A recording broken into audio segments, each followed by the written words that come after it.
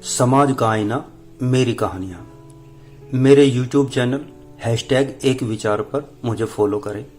दोस्तों, मैं मुकेश आर्य एक विचार के तहत आज लेकर आया हूं मेरी नई कहानी, जिसका शीर्षक है आर्यपुत्री। यह कहानी एक IAS की परीक्षा पास करके आज कलेक्टर बन चुकी एक गरीब विधवा मां की बेटी अंजलि की सत्य कथा पर आधारित है। यह सच्ची कहानी है। मेरा दावा है यह कहानी आपको बहुत पसंद आएगी। इस कहानी के सभी नाम परिवर्तित हैं। कमला एक विधवा औरत है। उसकी बेटी अंजलि ने 5वीं की परीक्षा पास कर ली तो कक्षा 6 में अंजलि का एडमिशन कराने के लिए कमला उसको सरकारी स्कूल में ले जाती है। वहां एडमिशन के समय अध्यापकों द्वारा पूछे गए सवालों का बहुत विस्तार एवं सटीक उत्तर देते हुए अंजलि सभी अध्यापकों का मन मोह लेती है। मात्र 10 साल की अंजलि सवालों का जवाब इस तरह दे रही थी जैसे कोई बहुत अधिक पढ़ा लिखा इंसान तर्क वितर्क कर रहा हो।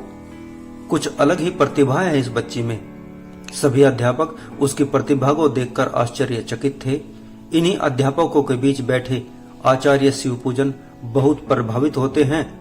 वह कमला से बात करते हैं और उसे समझाते हुए कहते हैं, इस बच्ची को यहाँ न पढ़ाकर इसको आप गुरुकुल भेज दीजिए। विशेष प्रतिभा है इस बच्ची में। वहाँ वेद शास्त्र के साथ साथ आधुनिक शिक्षा भी बहुत अच्छे से दी जाती है।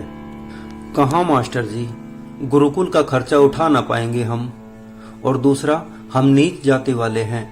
गुरुकुल में तो ब्राह्मण लोग पढ़ते हैं। कौन वहाँ नीच जाति के बच्चों को दाखिला देगा। रोनी सी सूरत बनाते हुए कमला ने हाथ जोड़कर आचार्य शिवपूजन से कहा, ऐसा नहीं है बहन, जैसा आप सोच रही हैं। वह आर्य गुरुकुल है। वहां पर जाति में भेदभाव नहीं किया जाता। वहां पर सभी को एक समान समझा जाता है। लड़कों के गुरुकुल अलग और लड़कियों के गुरुकुल अलग होते हैं।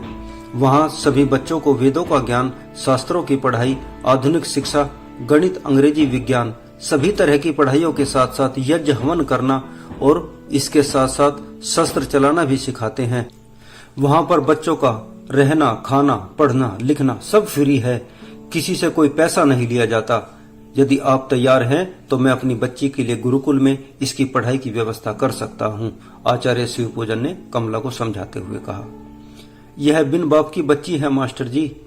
इसका बाप तो शराब पीते पीते मर गया। मुझ विधवा का सहारा यही है, बस एक यही। कहीं कोई ऊंच नीच ना हो जाए, इसी से डर लगता है।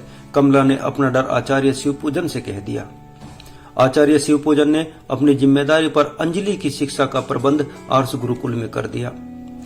अंजलि गुरुकुल में वेद, शास्त्र, शस्त्र और आधुनिक शिक्षा का संपूर्ण ज्ञान लेकर वापस आती है। अब अंजलि गुरुकुल की पढ़ाई पूरी करके 10 साल बाद गांव लौट आई है। आज अंजलि पूरे गांव के लिए प्रेरणा है। गुरुकुल के संस्कार अंजलि में दूर से दिखाई देते हैं।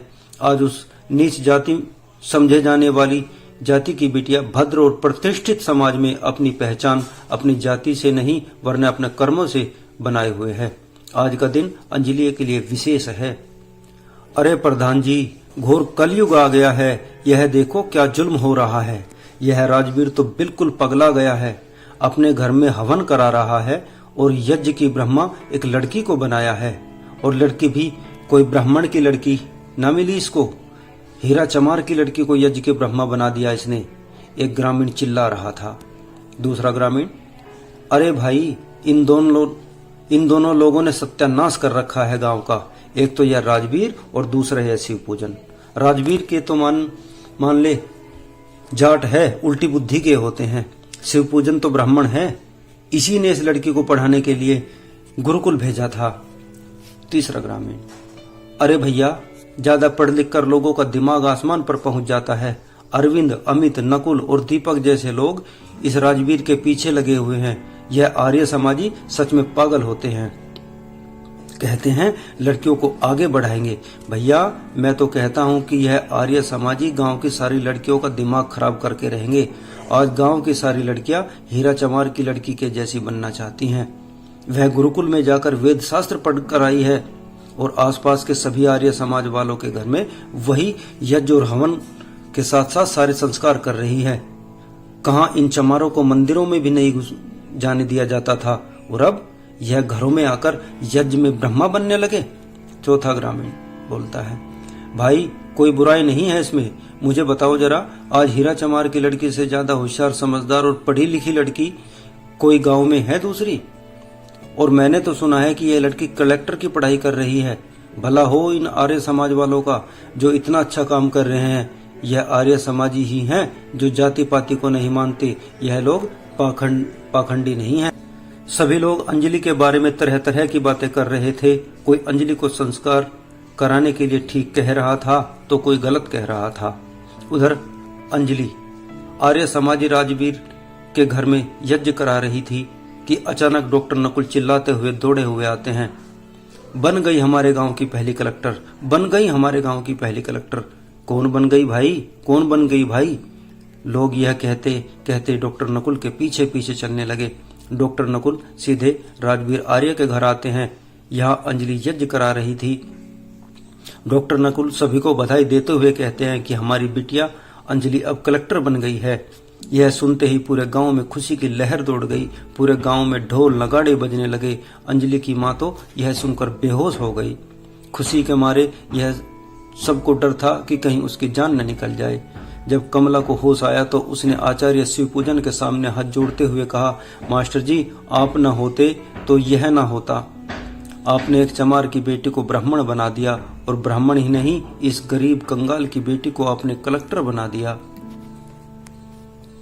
इस पर आचार्य शिवपूजन बोलते हैं, कमला बहन, अंजलि केवल आपकी बेटी नहीं है, यह पूरे गांव की बेटी है। यह पूरे आर्य समाज की पुत्री है, आर्य पुत्री है यह। और मैंने कुछ नहीं किया, अपनी बेटी में वह क्षमता थी जो इसने गुरुकुल की शिक्षा और अपने प्रयासों से पाया है। यह सब महर्षि दयानंद सरस्वती की शिक्षा का प्रताप है। आज हमारे गांव की बेटी कलेक्टर बनी है। हम पहले से जातिगत व्यवस्था में नहीं रहे। हमारे वेदों में जातियां नहीं, कर्म के आधार पर हर इंसान का वर्ण तय होता है। और आपकी बेटी अब शूद्र नहीं ब्राह्मण है। आपकी बेटी और अब तो आपकी बेटी क्षत्रिय बनने वाली है। जिस प्रकार आपकी बेटी का वर्ण पहले शूद्र था, फिर पढ़ लिख कर इसका वर्ण ब्राह्मण हो गया, अब इसके कर्मों के आधार पर इसका वर्ण क्षत्रिय हो जाएगा। यह व्यवस्था हमारे वेदों की व्यवस्था है, लेकिन राजनीतिक फायदों के लिए हमें वर्णों से हटाकर जातियों में बांट दिया गया और हम आज भी जातियों में बटे हुए हैं। यही हमारे वैदिक धर्म का दुर्भाग्य है। लेकिन अंजलि बेटी, तुम सबकी प्रेरणा बनकर सबका मार्गदर्शन करोगी और समाज में फैली हुई गुरुकुल की शिक्षा प्रणाली में विस्तार तुम्हारी अहम भूमिका रहेगी। गुरुकुल से निकलने वाले बच्चे संस्कारशील, आदर्शशील और वैज्ञानिक विचारधारा वाले होते हैं। अंजलि बेटी ने यह साबित कर दिया, जो कलेक्टर बनकर देश और समाज की निस्वार्थ रूप से प्रगति करेगी। आज के दौर में सभी अपने बच्चों को कॉन्वेंट स्कूलों में एवं महंगे स्कूलों में शिक्षा दिलाना चाहते हैं, पढ़ाना चाहते हैं, लेकिन ठीक इसके उलट हमारे आर्ष गुरुकुलों में वेद शास्त्र आधुनिक शिक्षा पर विशेष बल दिया जाता है। हमें चाहिए कि अपने बच्चों को गुरुकुल की ओर लेकर चलें। आओ चलें वेदों की ओर, आओ चलें गुरुकुल की ओर। कहानी कैसी लगी दोस्तों? कहानी पसंद आई हो तो लाइक, कमेंट, शेयर और सब्सक्राइब जरूर कीजिएगा। फिर मिलेंगे एक नई कहानी के साथ। बहुत बहुत धन्यवाद।